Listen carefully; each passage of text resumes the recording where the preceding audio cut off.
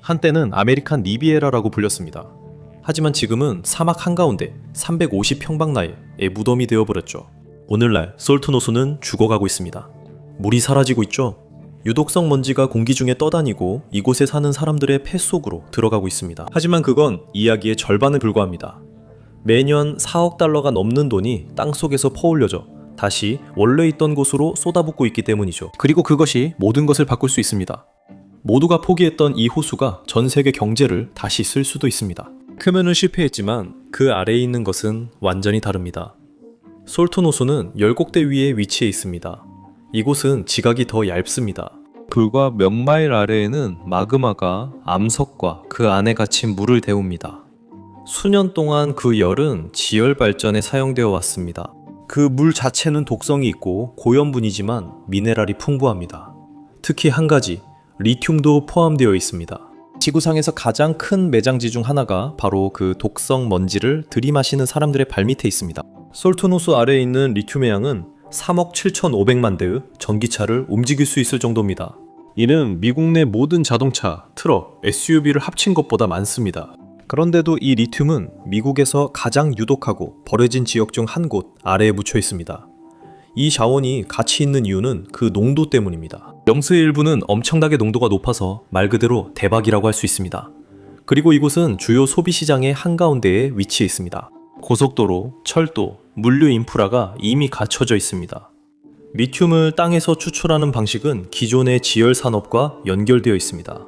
현재 호수 남쪽 해안에는 11개의 지열 발전소가 있습니다. 이 발전소들은 초고온의 염수를 지표로 끌어올려 증기를 이용합니다. 열을 추출한 후에는 약 21,500톤의 리튬과 함께 그 염수를 다시 땅속으로 되돌려 보냅니다. 미국은 매년 4억 달러 상당의 리튬을 땅속으로 다시 되돌려 보내고 있습니다. 하지만 꼭 그럴 필요는 없습니다. 광물 추출을 발전 과정에 추가하면 인프라 구축 비용이 크게 줄어듭니다. 이미 지열정은 뚫려 있고 펌프도 이미 가동 중입니다. 예열된 염수는 이미 지표면에 올라가 있습니다. 이 추출 방식은 기존의 지열 인프라를 활용해서 리튬을 수년이 아니라 몇 시간 만에 추출해냅니다. 빠르고 효율적이며 전통적인 광산 채굴에서 발생하는 파괴도 없습니다. 그리고 이 방식은 리튬에만 국한되지 않습니다. 망간, 아연, 그리고 배터리와 전력망 저장에 필수적인 광물들까지. 갑자기 살톤 호수는 단순한 유독성 호수가 아니라 이제는 자원이 된 것입니다. 캘리포니아의 한 사막 분지에서 전 세계 수요의 상당 부분을 충족시킬 수 있습니다. 현재 리튬은 현대 사회의 병목 현상입니다. 모든 전기차 배터리에 리튬이 필요하죠. 모든 풍력 및 태양광 발전소도 리튬에 의존합니다. 안정적인 공급이 없으면 화석 연료에서 벗어나는 전환이 벽에 부딪히게 됩니다. 비용은 치솟게 되죠. 전략적 취약점이 늘어납니다. 솔트노스 매장지는 단순한 또 다른 광산이 아닙니다. 이곳은 미국의 배터리 생산을 위한 핵심이 될 수 있고 다음 세기 운송을 위한 연료가 될 수 있습니다. 농도는 충분히 높고 양도 엄청나며 방법도 충분히 깨끗해서 이제는 가능한가가 아니라 얼마나 빨리 할 수 있는가가 문제입니다. 미국의 자원을 활용하려는 경쟁이 이미 시작됐고 저는 현장을 취재 중입니다. 좋아요, 공유, 구독 부탁드려요. 그래야 새 소식을 받으실 수 있습니다. 임페리얼 카운티는 캘리포니아에서 가장 가난한 지역 중 하나입니다. 일부 지역에서는 실업률이 2자릿수에 가까울 정도로 높습니다. 하지만 이제 법으로 명시되고 있는 리튬 수익은 이 상황을 영원히 바꿀 수도 있습니다.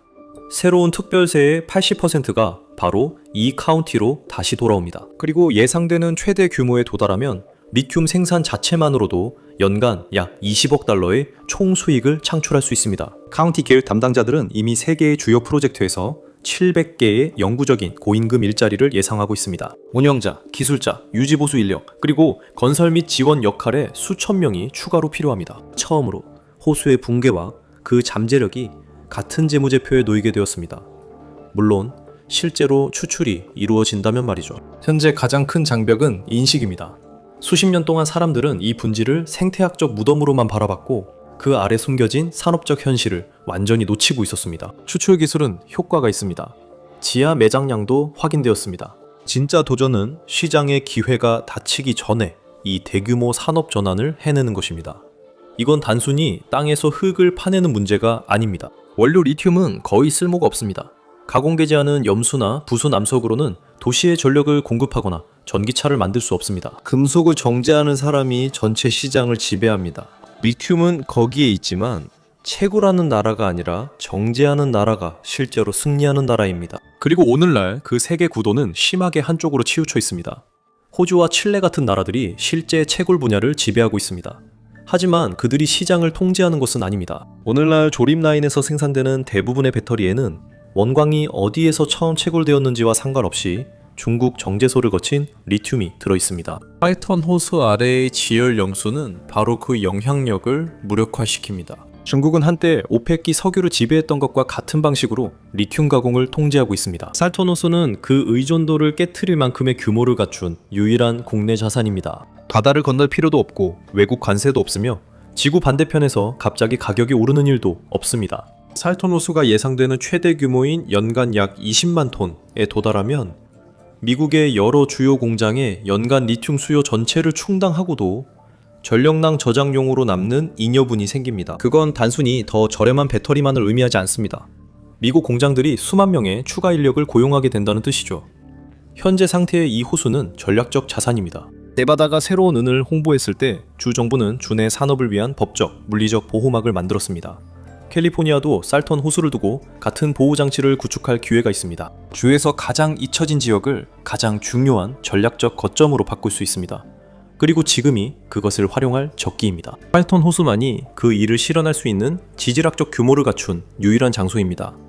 이 자원을 확보하기 위한 경쟁은 이미 시작되었습니다. 중장비들이 호수 남쪽 해안을 따라 움직이고 있습니다. 세계의 주요 업체들이 지열 염수 개발 경쟁에 뛰어들고 있으며 각자 시장에서 밀려나기 전에 상업적 규모에 도달하기 위해 수십억 달러를 걸고 있습니다. 컨트롤드 서멀 리소스가 확장을 주도하고 있습니다. 그들의 헬스키친 사업장은 깊고 초고온의 저류층을 시추하여 2020년대 후반까지 지열 발전과 함께 배터리급 리튬을 공급하는 것을 목표로 하고 있습니다. 이러한 초기 우위를 선점함으로써 경쟁자들에게 통합 규모를 맞추거나 뒤처질 위험에 처하게 하는 압박을 가하고 있습니다. 에너지소스 미네랄스는 이미 지상에 있는 염수를 활용하고 기존의 지열 인프라를 이용하는 등 다른 접근 방식을 취하고 있습니다. 미 에너지부의 2025년 13억 6천만 달러 투자 약속은 민간 투자자들에게 이 분야의 대규모 엔지니어링 투자가 이제 연방정부의 신뢰를 받고 있다는 신호를 보냅니다. 한편 버크셔 해서웨이 에너지는 400억 달러 이상 재생에너지에 투자했으며 미국에서 가장 큰 유틸리티 네트워크 중 하나를 운영하고 있습니다. 이는 버크셔 해서웨이 에너지가 소규모 운영자들보다 더 빠르고 저렴하게 자원을 동원할 수 있다는 의미입니다. 이것들은 세 개의 별개의 투자가 아닙니다. 이것들은 같은 고속도로 위의 세 개의 평행선입니다. 2만 톤에 먼저 도달하는 쪽이 다른 경쟁자들이 수년 동안 쫓아다닌 계약을 선점하게 됩니다. 연방정부도 그 중요성을 인식하고 있으며 일정을 앞당기기 위해 최대한의 압박을 가하고 있습니다. 이 프로젝트들은 이제 신속 승인 절차로 진행되어 모든 기관이 발맞춰 움직이도록 강제하고 미국 인프라를 보통 지연시키는 관료적 절차를 없애고 있습니다. 동시에 캘리포니아는 지역의 정치를 안정시키기 위해 지역 기반 과세 체계를 도입했습니다. 새로운 생산세는 생산된 리튬의 양에 따라 직접 연동됩니다. 20%는 법적으로 따로 분리되어 특히 살톤 호수 자체의 환경 복원을 위해 사용됩니다. 이 산업적 질주는 이미 후방 수요 시장이 구축되어 있기 때문에 일어나고 있습니다. 썬벨트 전역에서 대규모 신규 배터리 제조 공장들이 문을 열고 있습니다. 이 공장들은 글로벌 무역 분쟁이나 해상 운송 차질에 영향을 받지 않는 국내 공급망을 필요로 합니다. 임페리얼밸리의 사업이 2020년대 후반 생산 목표를 달성한다면 미국 자동차 산업 전체의 기반이 되는 계약을 확보하게 됩니다. 하지만 실수할 여유는 전혀 없습니다. 해외 경쟁자들도 자신들의 확장을 멈추지 않고 있습니다. 만약 솔토노 프로젝트가 기회를 놓치거나 자금이 마르거나 공사가 중단된다면 배터리 공장들은 해외로 눈을 돌릴 수밖에 없습니다. 글로벌 시장은 확실성을 요구합니다. 미국은 이 자원이 필요하지만 그 앞을 가로막는 것이 있습니다. 바로 캘리포니아입니다. 캘리포니아의 규제 시스템은 단순한 공사조차도 10년에 걸친 고난으로 만들 수 있으며 이 시스템이 미국과 리튬 공급 완전 통제 사이에 직접적으로 가로놓여 있습니다. 여기서의 모든 지연은 단순한 관료주의 문제가 아닙니다. 이것은 전략적 위험입니다. 환경 소송으로 인해 이미 개발의 핵심 단계들이 중단되었습니다. 2025년 말까지 법적 항소가 헬스키친과 같은 프로젝트를 적극적으로 겨냥하고 있었습니다. 핵심 논점은 이 지역의 근본적인 취약성, 즉 물 사용에 초점을 맞추고 있습니다. 이 유역은 현재 심각한 가뭄 상태를 겪고 있습니다. 매우 효율적인 추출 방식조차도 냉각과 화학 처리에 수백만 갤런의 물이 필요합니다. 비평가들은 무너져가는 호수에 산업 수요를 더하는 것이 살터노를 죽음에 더 가깝게 몰아넣을 수 있다고 경고합니다. 수권은 성장에 대한 엄격한 물리적 한계로 작용합니다.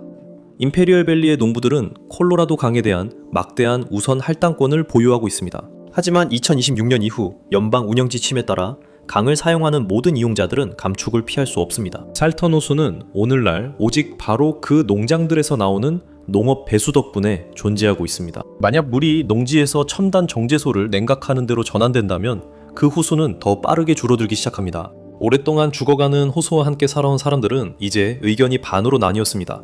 일부는 구원의 가능성을 봅니다. 세수로 마침내 진정한 먼지 억제와 서식지 복원을 위한 비용을 지불할 수 있을 것입니다.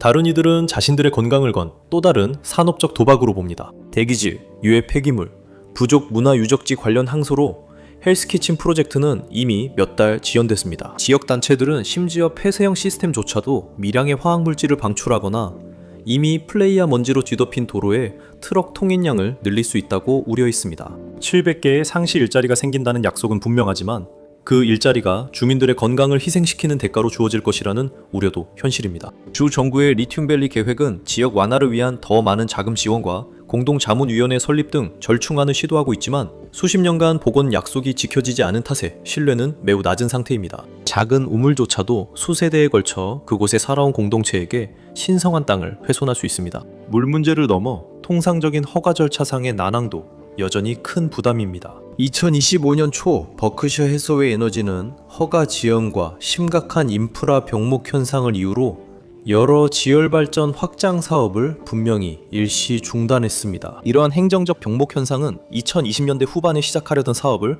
2030년대로 미룰 수 있습니다.